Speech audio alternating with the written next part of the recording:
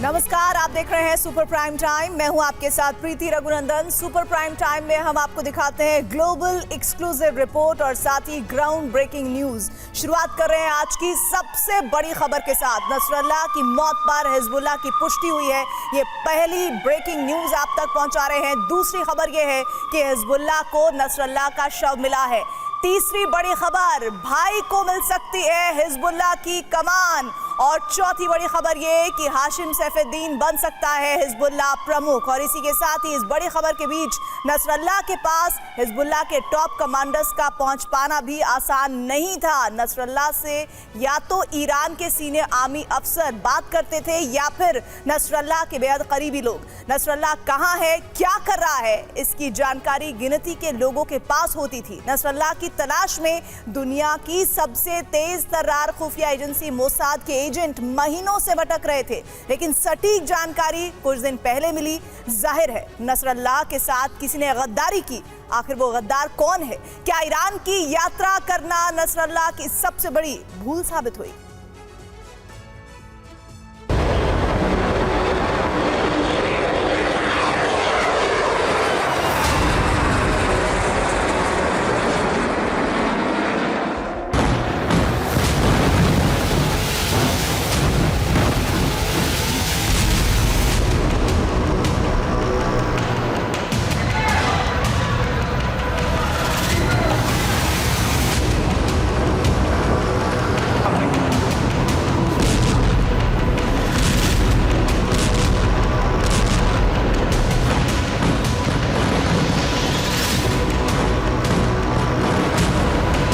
इतना बारूद कि बचने की कोई गुंजाइश न रहे।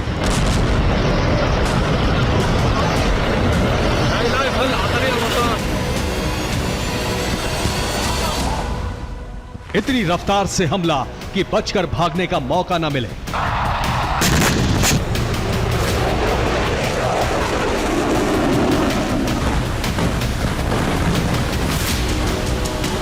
ऐसे घातक हथियार कि रोक न सके कंक्रीट की मोटी से मोटी दीवार।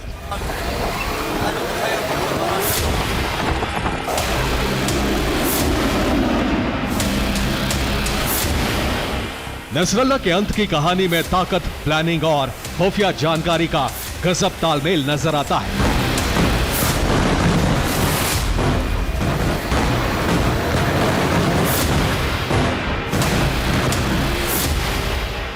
आसमान में उठती ये आग जमीन की जिस गहराई से उठ रही है, वहीं कंक्रीट की मोटी दीवारों में खुद को महफूज मानने की गलतफहमी में था हिजबुल्लाह का चीफ नसरल्लाह।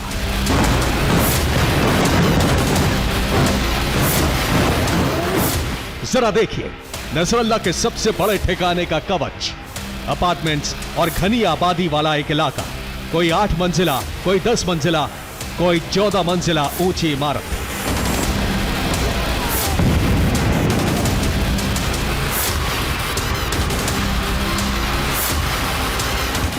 यही जमीन के भीतर नसरल्लाह ने अपना सेंट्रल कमांड सेंटर बनाया था। लेकिन इजराइल तो इजराइल है।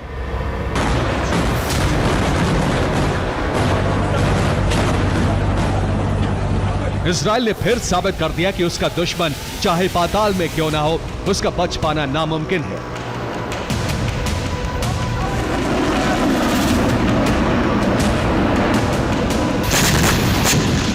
रिपोर्ट के मुताबिक नसरल्लाह के 2 सुरक्षित ठिकाने ही उसकी मौत की वजह बने हैं।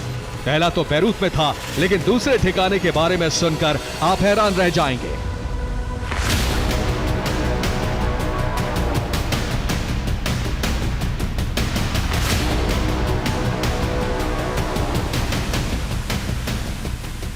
अब नसरल्लाह की सबसे बड़ी गलती के बारे में जान लीजिए। नसरल्लाह 2 दिन पहले ईरान के दौरे पर गया था। नसरल्लाह ने वहां ईरानी सैनिकों के कमांडर से मुलाकात की थी। ईरान का एक कमांडर नसरल्लाह के साथ लेबनान आया था।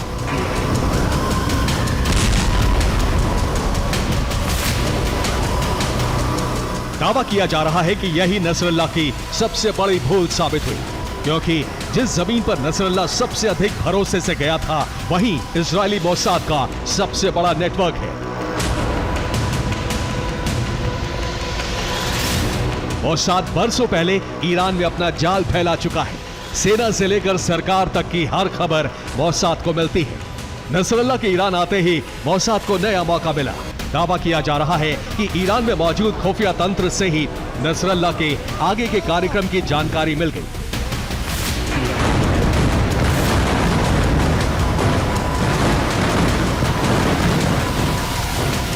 नसरल्ला के साथ ईरान के जो कमांडर्स थे, उनकी पल पल की जानकारी जुटाना मोसाद के लिए मुश्किल नहीं था।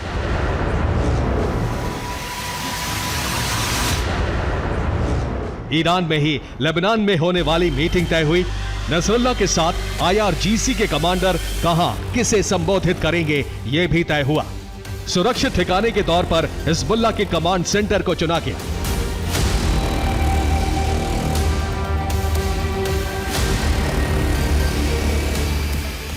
मोसाद जैसी खुफिया एजेंसी के लिए इतनी जानकारी ही बहुत थी। अब उधर जमीन के भीतर नसरल्ला की बैठक की तैयारी शुरू हुई और इधर इजरायली बेस पर बम से लैस F-35S विमानों का इंजन ऑन कर दिया गया।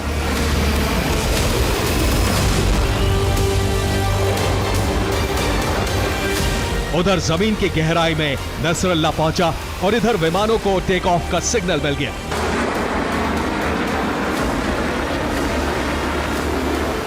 हजारों टन बारूद लेकर विमान सबसे बड़े ऑपरेशन पर निकल चुके थे।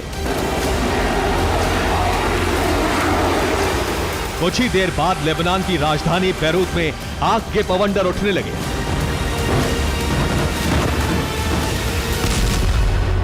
यहां क्या और कैसे हुआ, आपको दिखाते हैं।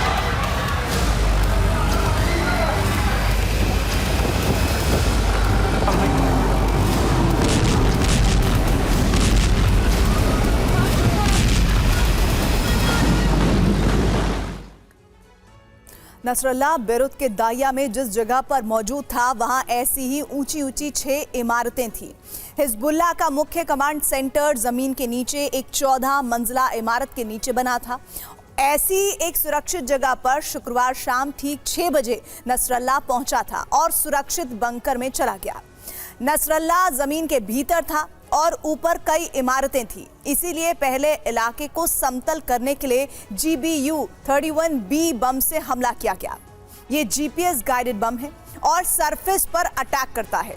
1000 किलो वाले इस बम से सभी इमारतों को मलबे में बदल दिया गया। इसके बाद F-35S फाइटर जेट से BLU blue 109B bunker buster bomb का प्रहार किया गया। इसमें 910 किलो विस्फोटक होता है। इसके साथ ही BLU 137B bunker buster bomb का इस्तेमाल किया गया। ये बम भी 950 किलो के विस्फोटक का धमाका करता है। इजराइल ने कुल 85 बंकर बस्टर बम का इस्तेमाल किया। दावा यह है कि नसरल्ला बचकर निकल ना सके, इसीलिए पूरे इलाके को 22,000 किलो बारूद से भस्म कर दिया गया। असली प्रहार बंकर बस्टर बम से हुआ, जो जमीन और कंक्रीट से बनी दीवारों को भेद कर नीचे तक गए। जमीन के भीतर 30 फीट नीचे तक कई धमाके हुए। बंकर बस्टर बम की वजह से ही बेसमेंट में भारी तबाही हुई और नसरल्ला समेत कई लोग मारे गए।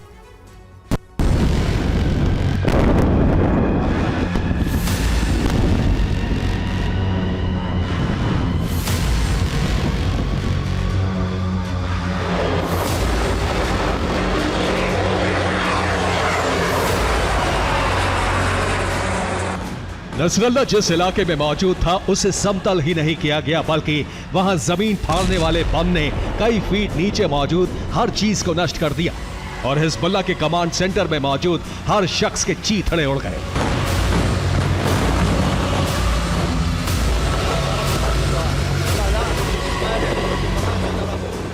अहम इजराइल की प्लानिंग नहीं, बल्कि सवाल है कि बरसों तक इजराइल को चकमा देने वाले नसरल्ला ने आखिर गलती क्या की। इजराइल के दुश्मनों के लिए ईरान जाना मौत को बुलावा देना है। क्या ईरान की सेना में मोसाद की सबसे मजबूत पकड़ है?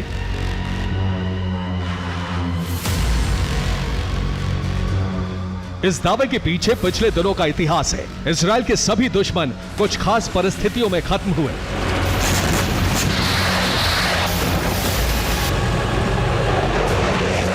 याद कीजिए, हमास चीफ इस्माइल हानिया कहां मारा गया।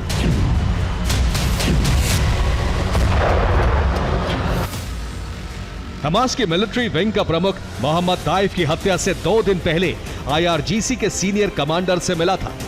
फवाद शुक्र ने भी अपनी मौत से ठीक पहले ईरान से हथियारों की खेप ली थी और ईरानी कमांडर से मिला था। मोहम्मद सरूर 26 सितंबर को मारा गया।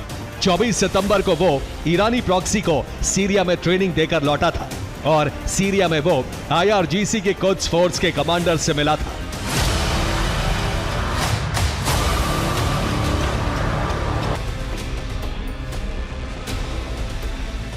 और तो और ईरान के पूर्व राष्ट्रपति इब्राहिम रईसी और विदेश मंत्री भी हेलीकॉप्टर हादसे में मारे गए। आज तक हादसे की सच्चाई का खुलासा नहीं हो सका। इजराइल लगातार अपने दुश्मनों को खत्म करने में कामयाब हो रहा है और ईरान की सरकार धमकियां देने के सिवा कुछ नहीं कर पा रही है।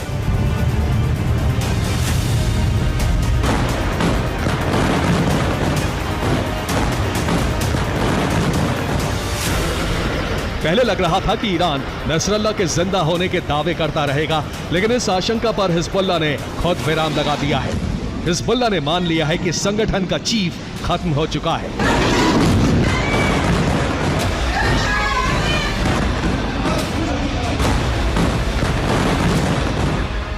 इजराइल हिजबुल्लाह के 3 लेयर को खत्म कर चुका है। हिजबुल्लाह चीफ नसरल्लाह मारा जा चुका है। ऑपरेशन चीफ इब्राहिम अकील मारा गया है। सीनियर कमांडर फवाद शुक्र खत्म हो चुका है। सदर्न फ्रंट कमांडर अली कराकी भी मारा जा चुका है। रादवान फोर्स कमांडर विसम अल तवील मारा जा चुका है। रादवान का trading chief Ahmed Wahabi, Nasir unit chief Talib Sami Abdullah, Aziz unit chief Mohammed Nasir, Badr unit chief Abu Ali Rida, ये सब मारे जा चुके हैं।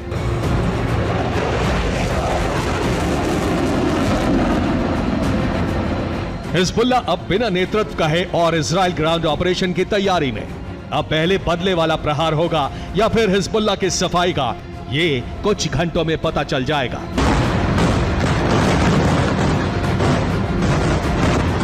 Bureau report, TV9 Bharatvarsh.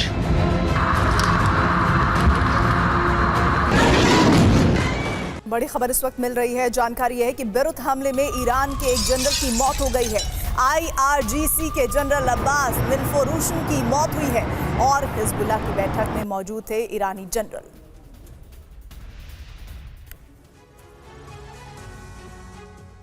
Lebanon में इजराइल के ऑपरेशन न्यू ऑर्डर के बाद पूरे अरब में बहुत बड़ा बारूदी गदर शुरू हो चुका है। नसरल्लाह को खत्म करने के बाद अब इजरायली सेना हिजबुल्लाह के अंडरग्राउंड ठिकानों को तबाह कर रही है।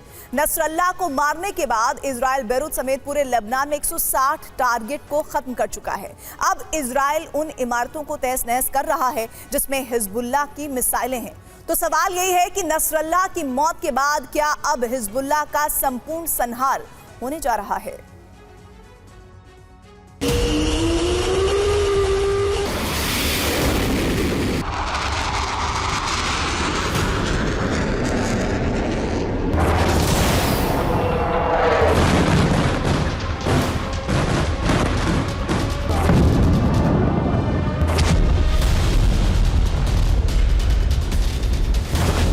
हिजबुल्लाह चीफ हसन नसरल्लाह का अंत हो चुका है और इसी के साथ लेबनान में इजरायली सेना का महाविध्वंस शुरू हो गया है।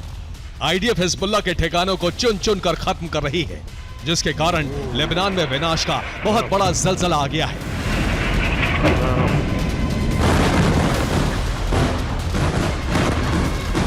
नसरल्लाह का खात्मा हुआ और इसी के साथ इजराइल ने लेबनान की धरती पर तबाही तेज कर दी।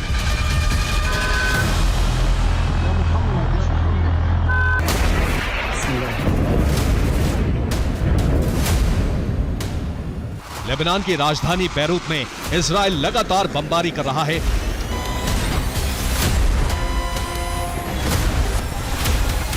बैरूत के अलग अलग इलाकों में रह रहकर विस्फोट हो रहे हैं।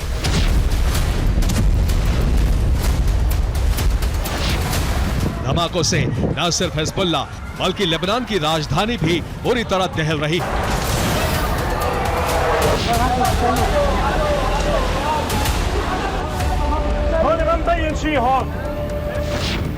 24 घंटे के अंदर बैरूत में इजराइल ने 60 से ज्यादा हमले किए। 60 विस्फोट के बाद बैरूत के इलाके दहल गए।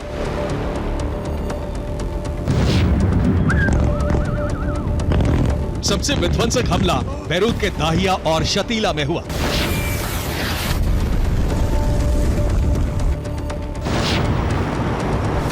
दाहिया में इजराइल ने 20 से ज्यादा इमारतों को तबाह कर दिया।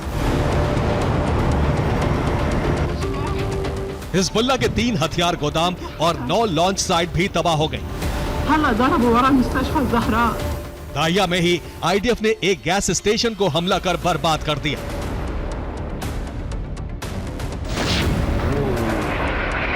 आईडीएफ इस वक्त उन इमारतों को जमींदोज कर रही है जिसमें हिजबुल्लाह ने अपने रॉकेट और मिसाइलों को छिपा रखा है।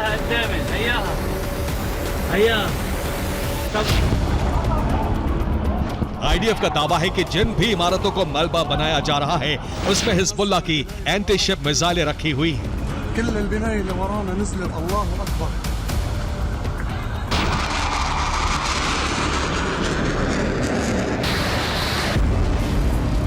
इजराइल ने बैरूत के साथ साथ दक्षिणी लेबनान में भी जबरदस्त हवाई हमले किए।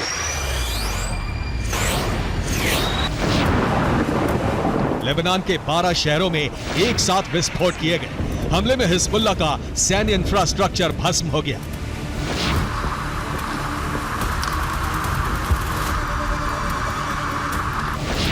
दक्षिणी लेबनान के शेबा में इजराइल ने हिजबुल्लाह के 6 ठिकानों को ध्वस्त कर दिया।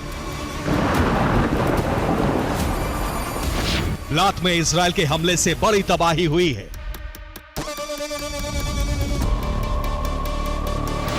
हदात में हिजबुल्लाह के 3 हथियार गोदामों का खात्मा हो गया। तायर में हिजबुल्लाह का हथियार गोदाम और रॉकेट लॉन्च साइट भस्म हो गई। बेका शहर में हिजबुल्लाह से जुड़ी 11 इमारतें मलबा बन गई।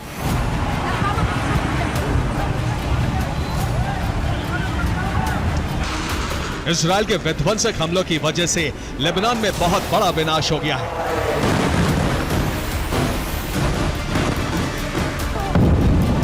आईडीएफ के मुताबिक 24 घंटे में उसने हिजबुल्लाह से जुड़े 160 टारगेट का नामो निशान मिटा दिया।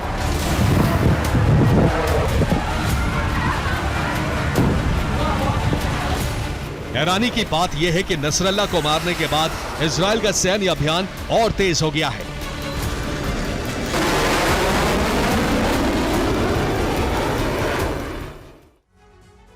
इजराइल सिर्फ हिजबुल्लाह पर हमले ही नहीं कर रहा है बल्कि उसके हथियार सप्लाई को भी रोक दिया गया है। आईडीएफ बैरूत एयरपोर्ट की लगातार निगरानी कर रही है। बैरूत एयरपोर्ट के ऊपर इजराइल के F-35 लड़ाकू विमान लगातार उड़ान भर रहे हैं। इजराइल के लड़ाकू विमान ईरानी कार्गो प्लेन को लैंड नहीं होने दे रहे हैं। इजराइल को शक है कि ईरान कार्गो प्लेन से हिजबुल्लाह को हथियार सप्लाई कर सकता है। आईडीएफ की धमकी के बाद ईरान का एक कार्गो विमान वापस लौट गया। माना जा रहा है कि कार्गो प्लेन तेहरान से हथियार लेकर जा रहा था। बैरूत एयरपोर्ट के ऊपर उड़ रहे इजरायली लड़ाकू विमानों ने ईरानी कार्गो प्लेन को धमकी दी कि अगर उसने बैरूत में लैंड किया तो इजराइल उस पर एयर स्ट्राइक करेगा। इजराइल की इस धमकी के बाद ईरानी विमान बीच रास्ते से ही लौट गया।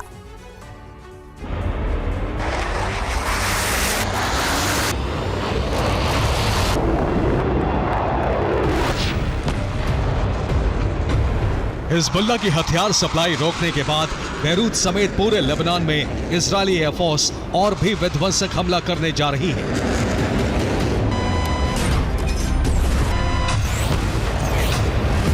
इस बात की घोषणा खुद आईडीएफ ने की है। आईडीएफ ने लोगों से कहा है कि वो उन इलाकों को छोड़ दें जहां हिजबुल्लाह के ठिकाने, हथियार गोदाम और रॉकेट लॉन्च साइटें हैं। आईडीएफ ने कहा है कि अब इजराइल हिजबुल्लाह के अंडरग्राउंड ठिकानों को तबाह करने का अभियान लॉन्च करने जा रहा है।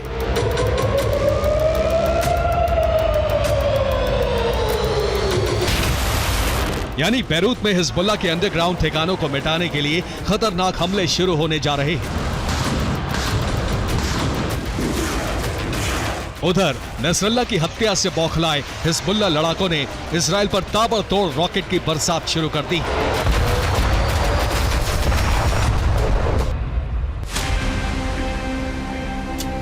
हिजबुल्लाह के हमलों से उत्तरी इजराइल के शहर लगातार दहल रहे हैं। उत्तरी इजराइल के कबरी में हिजबुल्लाह ने आईडीएफ की साइट पर फादी 1 रॉकेट से हमले किए।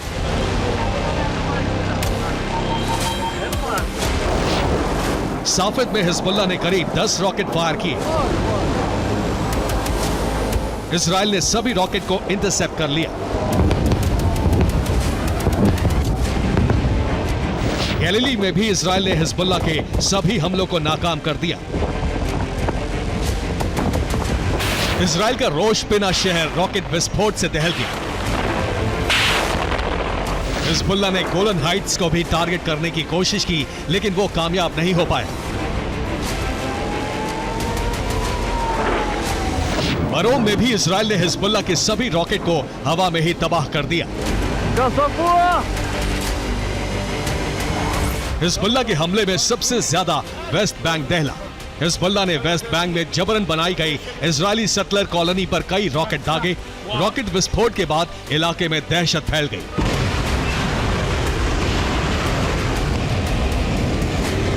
कुछ ही घंटों के अंदर हिजबुल्लाह ने उत्तरी इजराइल में 110 रॉकेट फायर किए, लेकिन इजराइल ने ज्यादातर रॉकेट को मार गिराया। हसन नसरल्लाह की हत्या के बाद ईरानी प्रॉक्सी एकजुट हो गए हैं। माना जा रहा है कि वो अब एक साथ मिलकर इजराइल के खिलाफ धावा बोलने की तैयारी कर रहे हैं।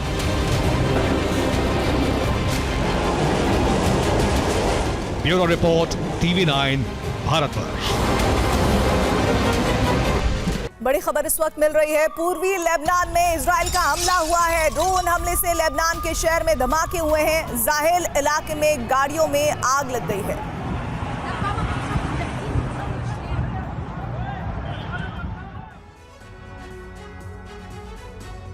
350 दिनों तक पुख्ता प्लानिंग के बाद आईडीएफ ने महज 300 सेकंड के भीतर एयर स्ट्राइक के जरिए हिजबुल्लाह के चीफ हसन नसरल्लाह को मौत के घाट उतार दिया। यकीन मानिए, बीते 350 दिनों तक इजराइल की खुफिया इंटेलिजेंस, इजरायली सेना के बड़े अधिकारी नसरल्लाह की एक एक लोकेशन को ट्रेस करते रहे। कई दफा तो नसरल्लाह को मारने की तैयारी भी की गई, मगर ऐन वक्त पर बेंजामिन ने नसरल्लाह का हंट ऑपरेशन रोक दिया। लेकिन इस बार नेतन्याहू ने तेल अवीव से करीब 9,200 किलोमीटर दूर हिजबुल्लाह के चीफ के दी एंड का ऑर्डर दिया। आखिर कैसे, देखिए TV9 इन्वेस्टिगेशन की ये रिपोर्ट।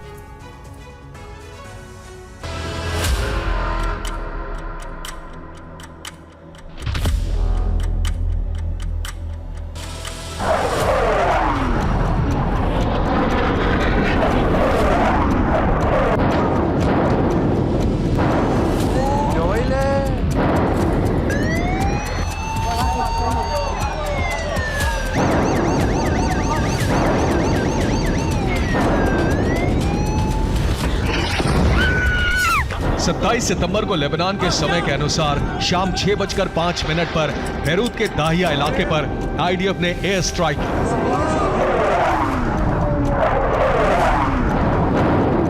इजरायली वायुसेना का यह हमला हिजबुल्लाह के कमांड सेंटर पर किया गया था,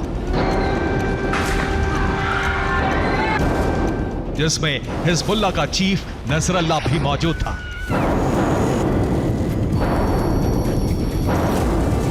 मगर इस हमले के करीब 20 घंटे बाद, यानी आज दोपहर 2 बजे, आईडीएफ ने हिजबुल्लाह चीफ नसरल्लाह के मारे जाने का दावा किया।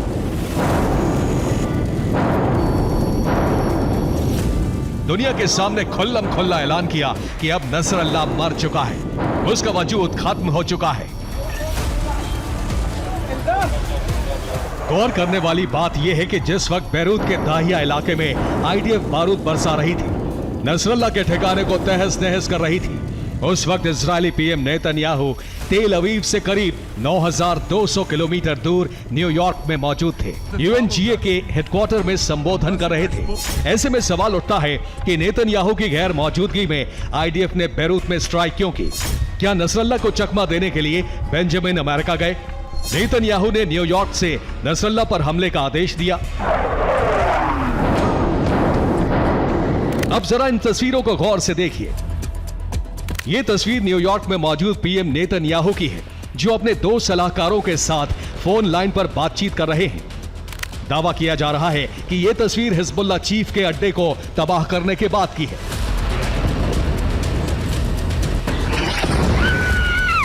जब आईडीएफ ने नसरल्ला के ठिकाने को तबाह करने का मैसेज सीधे नेतन्याहू को दिया। अब सवाल यह है कि नसरल्ला के दी एंड का प्लान कब और कैसे तैयार हुआ। कैसे इजरायली पीएम ने न्यूयॉर्क में बैठकर हिजबुल्लाह चीफ के डेथ वारंट पर सिग्नेचर किया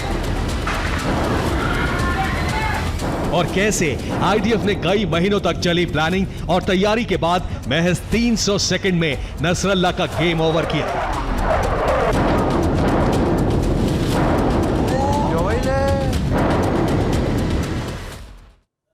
ऑपरेशन न्यू ऑर्डर, इसी नाम से हिजबुल्लाह चीफ नसरल्लाह को मारने का ब्लूप्रिंट तैयार किया गया और जानते हैं इसकी तैयारी बीते 1 साल से जारी थी। दरअसल 11 अक्टूबर 2023 को नसरल्लाह के ठिकाने पर एयर स्ट्राइक का प्रपोजल आईडीएफ ने तैयार किया, मगर पीएम नेतन्याहू ने इस प्रपोजल को खारिज कर दिया और इसके बाद 18 सितंबर 2024 को आईडीएफ ने नसरल्लाह की लोकेशन ट्रेस की और उसके अड्डे पर बमबारी का प्लान बनाया, मगर इसे भी नेतन्याहू ने रिजेक्ट कर दिया। लेकिन 26 सितंबर 2024 को आईडीएफ ने बेरूत में मौजूद नसरल्लाह के खुफिया ठिकाने का पता लगाया और इसकी जानकारी इजरायली पीएम नेतन्याहू को दी गई। ऐसे में 26 सितंबर को अमेरिका जाने से पहले इजरायली पीएम नेतन्याहू ने सिक्योरिटी काउंसिल की बैठक की, जिसमें रक्षा मंत्री के साथ तीनों सेनाओं के बड़े अधिकारी शामिल हुए। 27 सितंबर यानी कल यूएनजीए में भाषण देने से पहले नेतन्याहू ने हिजबुल्लाह चीफ नसरल्लाह के ठिकाने पर एयर स्ट्राइक का ऑर्डर दिया। 27 सितंबर को जिस वक्त नेतन्याहू यूएनजीए में भाषण दे रहे थे, उस दौरान इजराइल के रक्षा मंत्री ने कारिया में मौजूद आईडीएफ के हेडक्वार्टर पर हाई लेवल मीटिंग की। करीब आधे घंटे बाद यूएनजीए में संबोधन के बाद नेतन्याहू ने एक प्रेस कॉन्फ्रेंस की और ठीक इसी वक्त लेबनान के समय के मुताबिक शाम 6:05 पर बेरूत में नसरल्लाह के ठिकाने पर एयर स्ट्राइक हुई और 27 सितंबर को नसरल्लाह के ठिकाने को तबाह करने के बाद आईडीएफ ने ऑपरेशन न्यू ऑर्डर के कंप्लीट होने की जानकारी दी। न्यूयॉर्क में मौजूद इसकी जानकारी प्रधानमंत्री नेतन्याहू को पहुंचाई गई।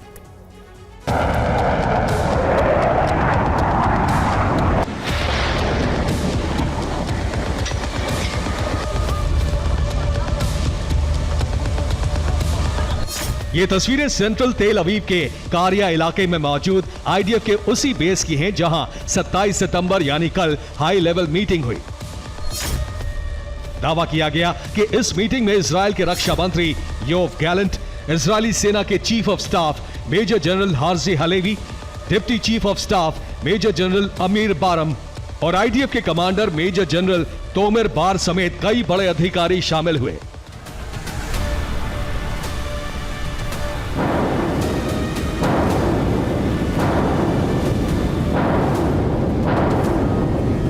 मीटिंग के दौरान एक कमांड सेंटर भी बनाया गया जो बेरूत में स्ट्राइक करने वाले लड़ाकू विमान और पायलट से संपर्क बनाए हुए था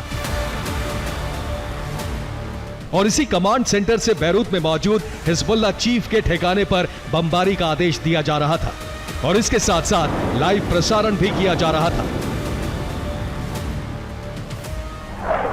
यकीन मानिए, महज 300 सेकंड के भीतर इजरायली वायुसेना ने F-35 स्टेल्थ फाइटर की मदद से बेरूत के दाहिया इलाके में मौजूद हिजबुल्लाह के कमांड सेंटर को 14 मंजिला इमारत के नीचे मौजूद सीक्रेट बंकर को, जिसमें नसरल्लाह के छिपे होने का दावा किया जा रहा था, उसे बंकर बस्टर बमों के जरिए तहस नहस कर दिया।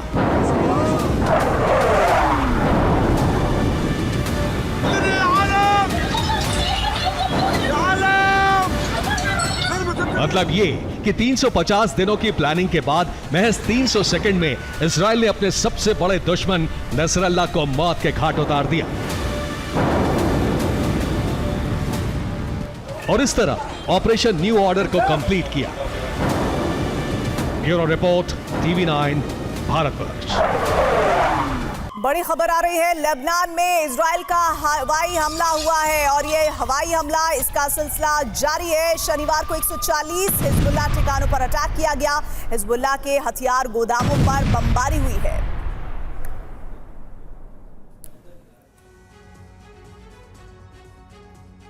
हिजबुल्लाह चीफ नसरल्लाह के खात्मे के बाद अब कयास लगाए जा रहे हैं कि इजराइल का अगला टारगेट कौन होगा, जबकि कहा यह भी जा रहा है कि ईरान बदला लेने के लिए इजराइल पर हमला कर सकता है। ऐसा हुआ तो 2 अरब में सबसे ज्यादा विध्वंस शुरू हो सकता है, क्योंकि बेंजामिन नेतन्याहू ने पक्का इरादा किया है कि वो तमाम ईरानी प्रॉक्सी को एक एक करके खत्म करेंगे और ईरानी प्रॉक्सी का सबसे बड़ा मददगार ईरान है। यानी इजराइल का टकराव सीधे तौर पर ईरान से होने की आशंका बढ़ गई है और इसी बीच ईरान की मदद के लिए रूस और चीन आते हैं तो ये युद्ध सीधे तौर पर रूस वर्सेस अमेरिका में बदल सकता है, क्योंकि अरब में इजराइल का इकलौता मददगार अमेरिका है।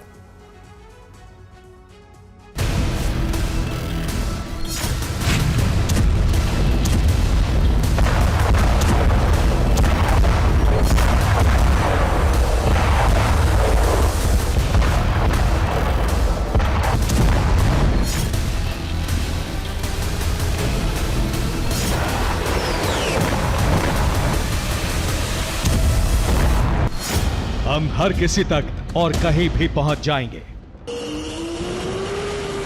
बैरूत में ऑपरेशन नसरल्लाह पर जाने से पहले इजरायली एयरफोर्स के कॉम्बैट पायलट ने यही कहा था और उसके कुछ सेकंड बाद तेल अवीव के एयरबेस से उड़ान भरी। ये उसी की तस्वीरें हैं।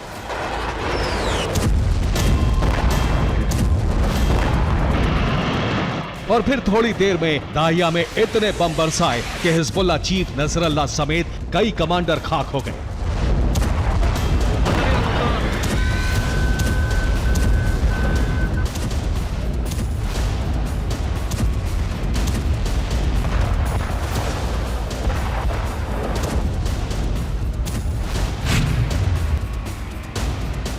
हिजबुल्लाह हेडक्वार्टर जमींदोज हो गया। हमास के बाद यह हिजबुल्लाह पर करारा प्रहार है, जिससे ईरान में दहशत फैल गई है। कहीं अब खामनेई का नंबर तो नहीं, क्योंकि इजराइल तमाम ईरानी प्रॉक्सी का खात्मा करने की कसम खा चुका है। ऐसे में टारगेट पर ईरान भी है, क्योंकि ईरान ही सभी प्रॉक्सी गुटों का सरगना है।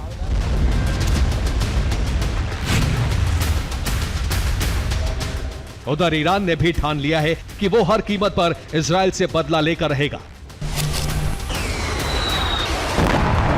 इस्माइल हानिया की मौत का बदला, इब्राहिम रईसी की मौत का बदला, हसन नसरल्लाह की मौत का बदला।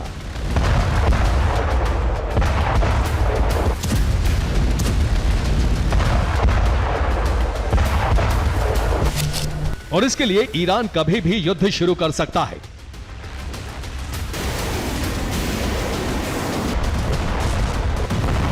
इसके लिए ईरानी प्रॉक्सी को फरमान जारी कर दिया है।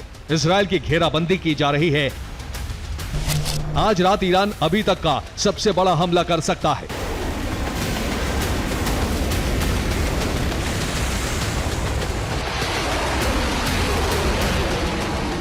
अब सवाल उठ रहा है कि ईरान की प्लानिंग क्या होगी।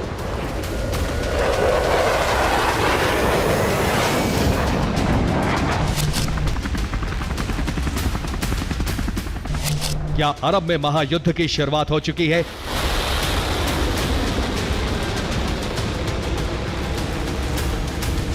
क्या अरब में यूरोप की तरह 2 खेमे बनने जा रहे हैं? एक तरफ ईरान, रूस, चीन रहेंगे। रूस चीन के साथ होने से नॉर्थ कोरिया भी ईरान की मदद करेगा, जबकि दूसरे खेमे में इजराइल के साथ अमेरिका, ब्रिटेन आएंगे।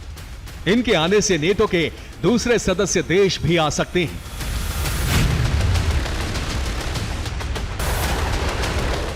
यानी जैसे यूरोप में रूस और यूक्रेन में युद्ध चल रहा है, जिसमें नेटो यूक्रेन के साथ है, इसी तरह मध्य पूर्व में इजराइल और ईरान में युद्ध का अंदेशा बढ़ गया है।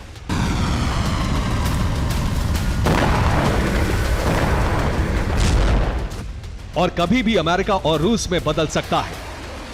यानी युद्ध का दायरा यूरोप से अरब तक फैलना तय माना जा रहा है, क्योंकि रूस ने बैरूत पर बमबारी पर नाराजगी जताई है। अमेरिका ने मध्य पूर्व में अपनी सेना बढ़ाई है, जो सीधे तौर पर इसका संकेत दे रहा है कि अमेरिका लंबे समय तक युद्ध की तैयारी करके चल रहा है, ठीक वैसे ही जैसे इराक और अफगानिस्तान में उसने युद्ध लड़ा था। यानी अरब फ्रंट अमेरिका और रूस के खेमों में बढ़ सकता है। वैसे भी अमेरिकी प्रेसिडेंट जो बाइडेन ने बयान दिया है, बेंजामिन नेतन्याहू फिलहाल हमले रोकने को तैयार नहीं है, जिससे जंग का बढ़ना तय है। यानी अब इजराइल अगले टारगेट की तरफ बढ़ने वाला है, और वो टारगेट क्या होगा, इसका फैसला Benjamin Netanyahu secret cabinet meeting में ले चुके हैं।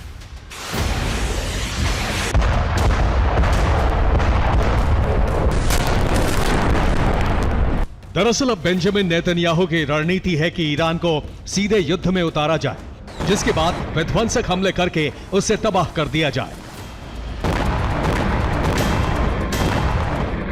कहा जा रहा है कि इस रणनीति पर बेंजामिन नेतन्याहू ने अमेरिकी दौरे पर बाइडेन के साथ भी चर्चा की थी, जिसके बाद अमेरिका से ग्रीन सिग्नल भी मिल गया है।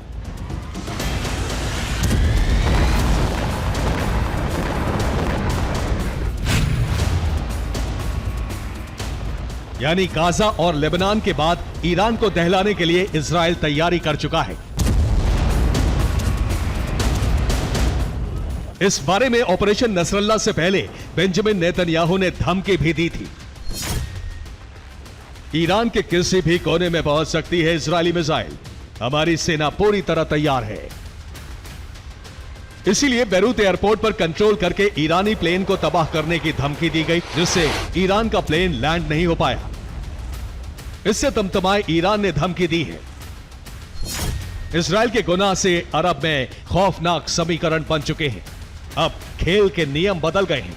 इजराइल अपनी तबाही का खुद जिम्मेदार होगा, और यह तय ईरान करेगा। हालात इतने संजीदा हैं कि ईरान के सुप्रीम लीडर अयातुल्लाह खामेनी ने सिक्योरिटी काउंसिल की इमरजेंसी मीटिंग बुलाकर इजराइल पर पलटवार का ब्लूप्रिंट तैयार करने को कहा है।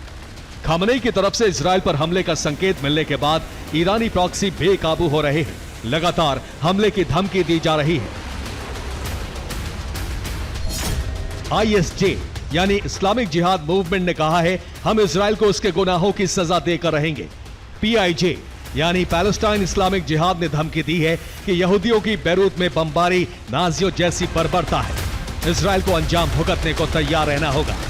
जबकि मुजाहिदीन मूवमेंट ने कहा है, यहूदियों का खूनी आक्रोश बढ़ चुका है, अब उससे बदला भी वैसे ही लिया जाएगा। इस बीच रूस के विदेश मंत्री सर्गेई लावरोव ने कहा है कि मिडिल ईस्ट कभी भी सुलग सकता है, महाशक्तियों के बीच टकराव होना तय है। रूस की धमकी के बाद अमेरिका चौकन्ना हो चुका है। अमेरिका के रक्षा मंत्री लॉयड ऑस्टिन ने इजराइल के रक्षा मंत्री योव गैलेंट से नया ब्लूप्रिंट बनाने के लिए कहा है।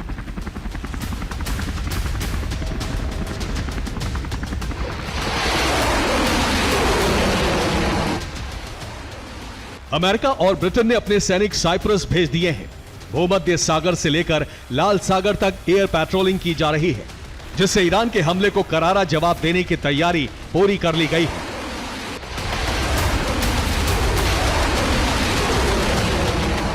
अब बस ईरान के युद्ध में उतरने का इंतजार है। Bureau report, TV9, Bharatvarsh. Nasrallah Israel की हिट लिस्ट में दूसरा बड़ा नाम था। इससे पहले इजराइल इस्माइल हानिया को खत्म कर चुका है। हालांकि अभी इजराइल की पूरी हिट लिस्ट बाकी है। दावा है कि इजरायली लिस्ट में अगला नाम ईरान के सुप्रीम लीडर खामेनी का है। आईडीएफ को इंतजार है तो सिर्फ नेतन्याहू के ग्रीन सिग्नल का, जिसके मिलते ही इजराइल ईरान में सबसे बड़ी स्ट्राइक कर देगा।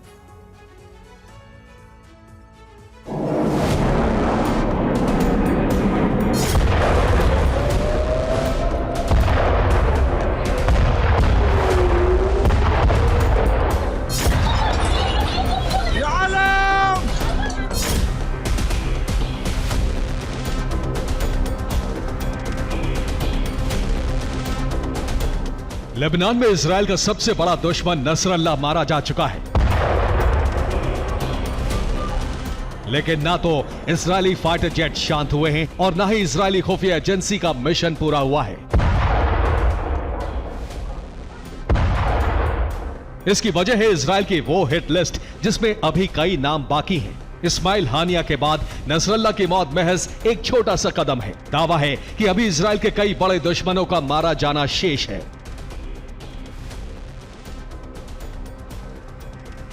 दुनिया भर की नजरें इस वक्त नेतन्याहू के अगले कदम पर टिकी हैं। आशंका जताई जा रही है कि नेतन्याहू का अगला टारगेट अरब में सबसे बड़ी जंग छेड़ सकता है।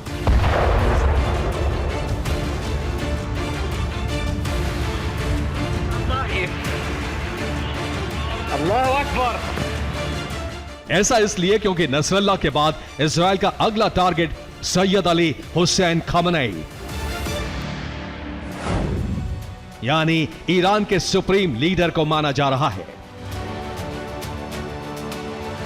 दावा किया जा रहा है कि नेतन्याहू के एजेंट्स अब खमेनेई की फाइल हमेशा हमेशा के लिए बंद करने की तैयारी कर चुके हैं। मोसाद खमेनेई की हर पल की अपडेट ले रहा है। किसी भी वक्त ईरान में सबसे बड़ा अनर्थ होने की संभावना है।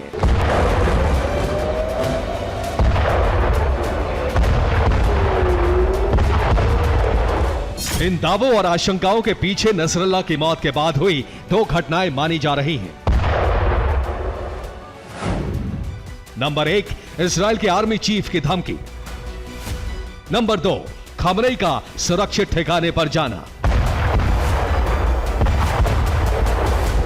24 घंटे पहले इजराइल ने नसरल्ला को एयर स्ट्राइक में मार डाला था, जिसके बाद इजराइल के आर्मी चीफ का एक बयान सामने आया। आर्मी चीफ हार्जी हलेवी ने कहा, नसरल्ला की हत्या से आईडीएफ शांत नहीं हुआ है। आईडीएफ ने अपना टूल बॉक्स खाली नहीं किया। हमारा संदेश बेहद साफ और स्पष्ट है। जो भी इजराइल को धमकी देता है, हमें पता है उन तक कैसे पहुंचना है। इधर इजरायली सेना प्रमुख का बयान आया और उधर खमेनेई को कड़ी सुरक्षा के पहरे में भेज दिया गया। दावा है कि खमेनेई को किसी खास लोकेशन पर भेजा गया है, जिसकी जानकारी आईआरजीसी के टॉप कमांडर्स को छोड़कर किसी के पास नहीं है। दावा है कि खमेनेई की सुरक्षा के कड़े इंतजाम किए गए हैं। खमेनेई जिस इलाके में मौजूद हैं, उस पूरे इलाके को आईआरजीसी ने घेरा हुआ है। खमेनेई की सुरक्षा में आईआरजीसी के जवान सिविल ड्रेस में मौजूद हैं, ताकि किसी को शक न हो। आसपास के 3 किलोमीटर के इलाके में जैमर्स लगाए गए हैं। मिसाइल डिफेंस सिस्टम भी तैनात करने की खबर है। ईरान जानता है कि इजराइल अपने दुश्मन को खत्म करने के लिए किसी भी हद तक जा सकता है, इसीलिए खमेनेई की सुरक्षा के लिए ये सब इंतजाम किए गए हैं। सवाल है कि इजराइल ईरान के सुप्रीम लीडर को क्यों मारना चाहता है। दरअसल इसकी वजह है दुश्मन के संपूर्ण सफाई की तैयारी। इजराइल अब ईरान के साथ सीधी जंग चाहता है। दावा है कि इसीलिए वो खमेनेई को निशाना बनाने जा रहा है। ईरान अगर युद्ध में उतरा तो अरब में सबसे बड़ी जंग छिड़ जाएगी और इजराइल के पास पूरे प्रॉक्सी नेटवर्क को खत्म करने का मौका होगा। दरअसल नेतन्याहू का मिशन इजराइल पर मंडरा रहे खतरे को पूरी तरह से खत्म करना है, जिसके लिए जरूरी है ईरान की तबाही और प्रॉक्सी नेटवर्क का ध्वस्त होना। इस मिशन को सफल बनाने के लिए इजराइल ने खमेनेई के अलावा एक लंबी हिट लिस्ट तैयार की है। खमेनेई के बाद इजराइल का टारगेट नंबर 1 हुसैन सलामी है, जो आईआरजीसी का चीफ है। ईरानी प्रॉक्सी के पास पहला निर्देश हुसैन सलामी के पास से जाता है। टारगेट नंबर 2 है इस्माइल कानी, जो ईरान की कुद्स फोर्स का चीफ है। यह पूरे प्रॉक्सी नेटवर्क को कंट्रोल करता है। इजराइल का टारगेट नंबर 3 है ब्रिगेडियर जनरल मोहम्मद रजा। ये कुद्स फोर्स का डिप्टी चीफ है। प्रॉक्सी नेटवर्क को हथियारों की सप्लाई का जिम्मा इसी के पास है। अगर इन तीनों को इजराइल ने खत्म कर दिया तो ईरानी प्रॉक्सी के पास हर तरह की सप्लाई बंद हो जाएगी और उन्हें कंट्रोल करने वाला कोई नहीं होगा, जिसके बाद एक एक कर इजराइल ईरानी प्रॉक्सी को खत्म कर देगा।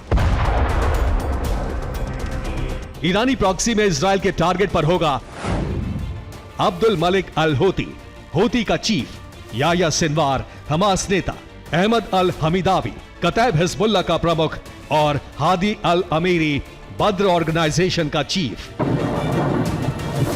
इसके अलावा ईरानी रेजिस्टेंस से जुड़े संगठन और प्रमुख इजराइल के निशाने पर होंगे।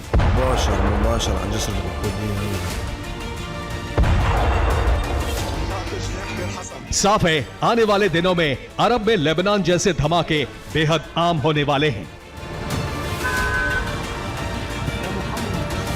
Bureau report, TV9 Bharatvarsh. Nasrallah की मौत के बाद हिजबुल्लाह खेमे में हड़कंप मचा हुआ है। लेबनान में मातम पसरा हुआ है, मगर इसी बीच नसरल्लाह के वारिस को लेकर लगातार चर्चाएं हैं कि किसे हिजबुल्लाह की कमान अब मिलेगी। इसे लेकर भी आशंकाओं और कयासों का बाजार गर्म हो चुका है। ऐसे में बड़ा सवाल यह है कि हिजब का नया सुल्तान कौन होगा। सुप्रीम लीडर की रेस में आखिर कितने हैं किरदार, देखिए इस रिपोर्ट में।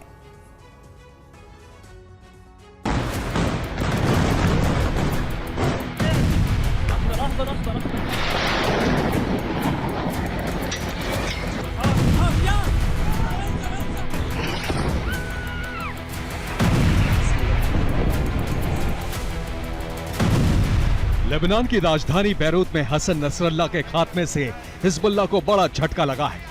हिजबुल्लाह के लड़ाके, टॉप कमांडर, यहां तक कि तमाम बड़े नेता भी सहमे हुए हैं, क्योंकि आज नहीं तो कल नसरल्लाह की तरह उनको भी मौत के घाट उतारा जा सकता है।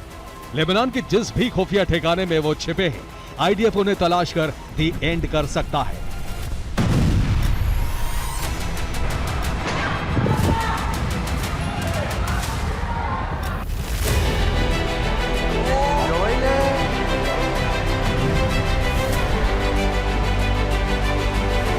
खैर, इजराइल का अगला एक्शन क्या होगा, फिलहाल इस पर तो सस्पेंस है, मगर हसन नसरल्लाह की मौत के साथ ही लेबनान समेत पूरी दुनिया में इस बात का भी सस्पेंस बढ़ चुका है कि अब नसरल्लाह की जगह कौन लेगा, कौन हिजबुल्लाह का अगला चीफ बनेगा और किसके इशारे पर हिजब के लड़ाके नसरल्लाह की मौत का इंतकाम इजराइल से लेंगे।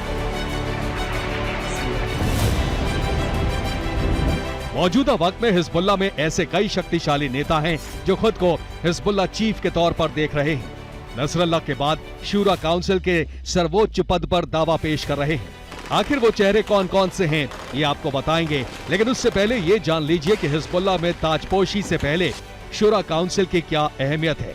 क्यों अल शुरा से हरी झंडी मिलने के बाद ही कोई शख्स हिजबुल्लाह का चीफ बनेगा, तो आपको बता दें, मजलिस अल शुरा एक सलाहकार परिषद है जिसके तहत हिजबुल्लाह संगठित किया गया। अल शुरा का नेतृत्व हसन नसरल्लाह करता था। मजलिस अल शुरा में 5 कार्यात्मक परिषदें हैं, राजनीतिक, संसदीय, कार्यकारी, न्यायिक और सैन्य। शूरा काउंसिल में नसरल्लाह समेत 9 सदस्य थे। हसन नसरल्लाह मजलिस अल शुरा के चेयरमैन थे, वो भी कई दशकों से, और इसके साथ साथ वो हिजबुल्लाह के भी प्रमुख थे। अब यह आशंका जताई जा रही है कि शूरा काउंसिल से जुड़े 2 चेहरे किसी भी वक्त हिजबुल्लाह की कमान संभाल सकते हैं। आखिर वो चेहरे कौन से हैं, उनका अतीत क्या है, ये भी जान लीजिए। Hashim Saif al-Din, Hassan Nasrallah के छोटे भाई, शूरा काउंसिल कार्यकारिणी प्रमुख। नईम कासिम, हिजबुल्लाह के डिप्टी चीफ, अल शूरा काउंसिल में नंबर 2। एक तरफ नसरल्लाह के भाई हाशिम सैफ अल-दीन हैं, जो अपने आक्रामक तेवर के लिए कुख्यात है, तो वहीं दूसरी तरफ नईम कासिम है, जो नसरल्लाह के करीबी होने के साथ साथ हिजबुल्लाह के सीनियर लीडर हैं।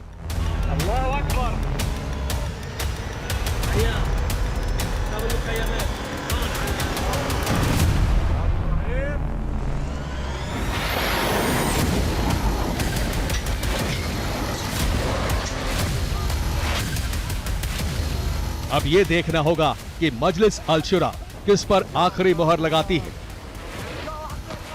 किसे नसरल्लाह की जगह हिजबुल्लाह का सुप्रीम लीडर बनाती है।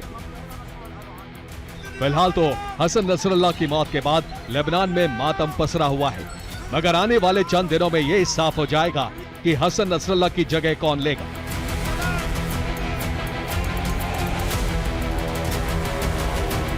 मुमकिन है ईरान के सुप्रीम लीडर खामनेई भी हिज्ब का नया लीडर बनाने में अपनी भूमिका निभा सकते हैं।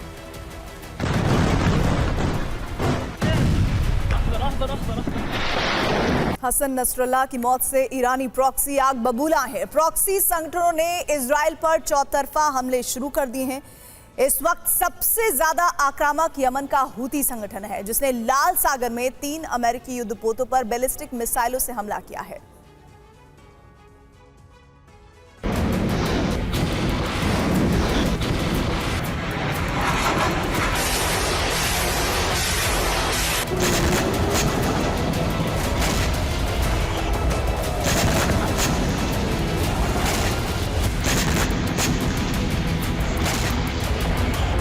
नसरल्ला की मौत के बाद ईरान के प्रॉक्सी संगठन तिलमिला उठे। ईरानी प्रॉक्सी इजराइल पर चौतरफा हमले कर रहे हैं।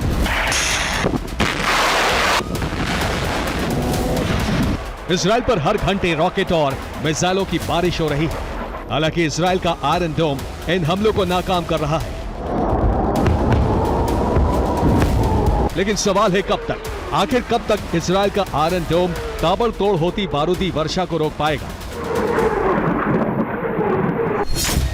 यमन से ईरानी प्रॉक्सी होती इजराइल पर बैलिस्टिक हमले कर रही हैं, तो इराक से इराकी रेजिस्टेंस फोर्स के निशाने पर इजराइल है।